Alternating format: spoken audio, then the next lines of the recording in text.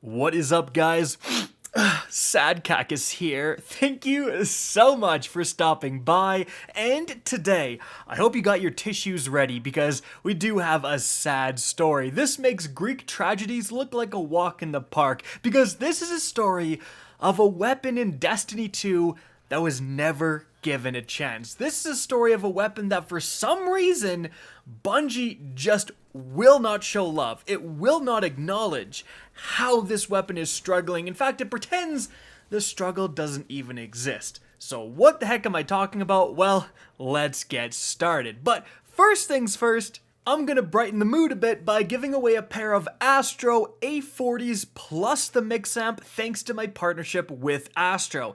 If you want to be entered to win, all you need to do is like the video, comment, share the video, go to your neighbor's house, tell them about— I'm kidding, I'm playing. All you really gotta do is follow me on Twitter at RickKackis and tweet something with the hashtag SadKackis. And I'll pick a winner in a couple of days. If you're impatient, you can always click the link in the description down below or use code KackisHD on ASTRO products and get a discount while supporting the channel. That's what I call a win-win. Alright, now let's talk about this weapon. It is the Line in the Sand linear fusion rifle. And frankly, this weapon is the highlight of a bigger issue going on because linear fusion rifles as a whole are really suffering within PvE and have been suffering for literally years. Like, that is not an exaggeration when I say that. Literally years, Bungie has let linear fusion rifles get ridiculously low play numbers. I mean, right now, if you go and look up the usage rates of legendary weapons for PvE, the first linear fusion rifle you come across is the Corsair's Wrath at 0.154%. This is in 61st place. So 60 other legendary weapons are used before this thing. Remember, the Corsair's Wraith is the newest linear fusion rifle. It just came out this season. Guys, the Mountaintop, that's right, the already sunset Mountaintop, as you can see, sees significantly more play than the Corsair's Wrath. That is absolutely insane. But you may be wondering, why am I focusing on the Line in the Sand? Well, this linear fusion rifle was introduced back in Season of Dawn, which unfortunately means in a couple of weeks, with the launch of the new season on February 9th, the Line in the Sand will be sunset. And that is really the tragedy of this gun. When it was introduced, as you can see, this weapon could actually spawn with Firing Line. This is an incredibly unique, incredibly rare perk because it is just so powerful. As you can see, if you are near 2 or more allies, you just straight up do more precision damage, around 20% more damage per shot. So in a damage phase scenario, in something like even a strike, if your teammates are all together in a well damaging a boss, in a raid scenario certainly, in a Grandmaster scenario, whatever, Firing Line just outright increasing your damage output significantly for every shot without having to jump through a lot of hoops is just super powerful. This was the first and only linear fusion rifle that spawned with this perk. Now, to illustrate just how good this perk is, right here I'm using the Corsair's Wrath. Now, again, this is the new linear and it has high impact reserves. Bungie has been putting that perk on weapons that are more powerful and have lower magazine sizes. Previously, you'd find it on auto rifles where it just did nothing, but it's actually going to increase the damage pretty significantly on this Corsair's Wrath. And it also has liquid coils for even more damage. Now, that combined with boss spec for even more damage puts forth on Kali here, as you can see, 177,000 damage.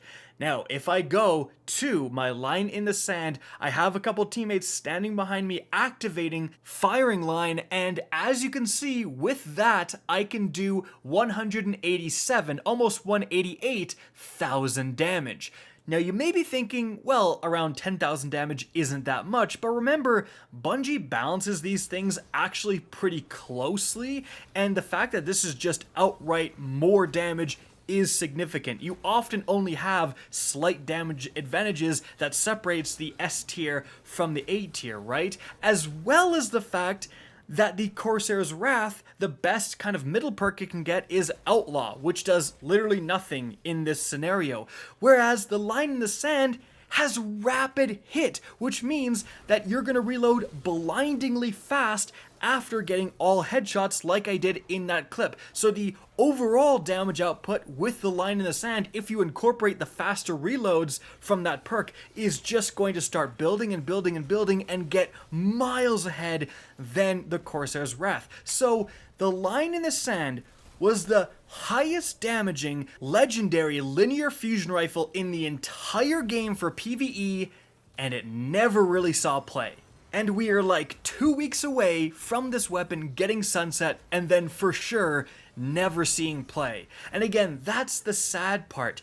Bungie introduced finally a legendary linear that could get these cracked damage output perks, but it showcases just how bad of a state linear fusion rifles are in, because I don't think there's really any perk combo aside from taking reconstruction from raid perks and making that spawn in a linear. Like, maybe that combined with Vorpal or again firing line would finally do something.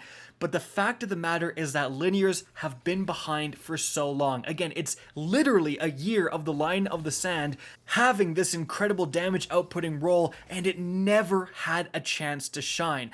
And it's so sad because I remember like making a video on this saying, if Bungie ever buffs linear fusion rifles, this thing could actually be good. Go out and get it just in case. And it's so sad that that never came to pass.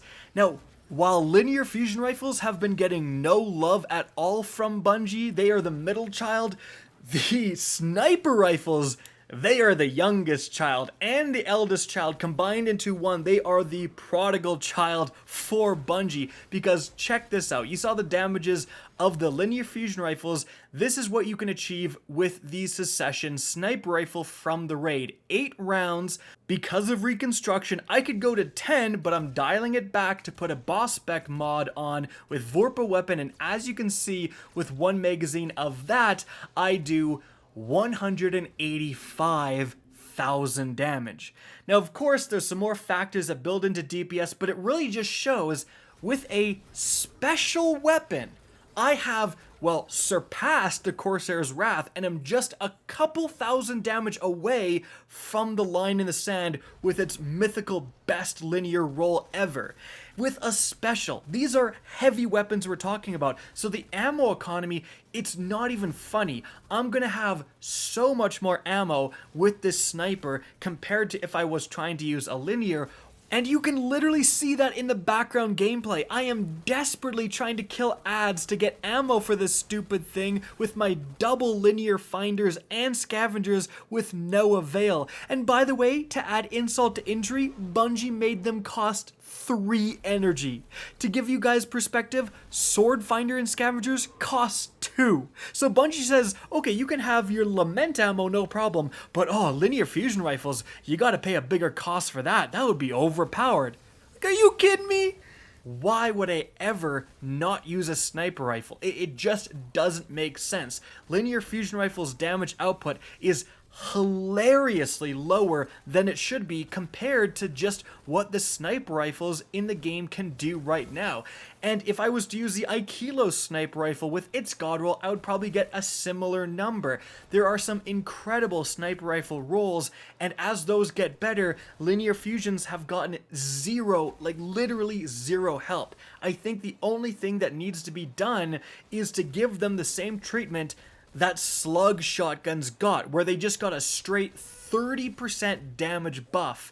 And I'm talking a literal 30%, maybe even more damage buff to warrant these weapons' place within the heavy weapon slot. That, or move them to a special weapon, because then they might actually be able to compete. Heck, you wouldn't even need to nerf them, and people would still have to choose between them and snipers, and it would be pretty close in terms of DPS. That's how underpowered these things are. So please, Bungie, you showed no love to the line in the sand for its entire lifespan. Let's finally show this archetype some love within PvE. It desperately needs it. Guys, that is it for the video. I hope you enjoyed, found this informative, and if you did, please remember to help me out by simply rating and especially sharing this video. If you guys want to see more Destiny 2 content similar to this, don't be afraid to slap that subscribe button. If you want to get in touch with me and keep up to date with the latest channel activity, the best way is to follow me on Twitter at RickKackis. That's linked in the description down below. Again, I hope you enjoyed the video, and as always, have a good day.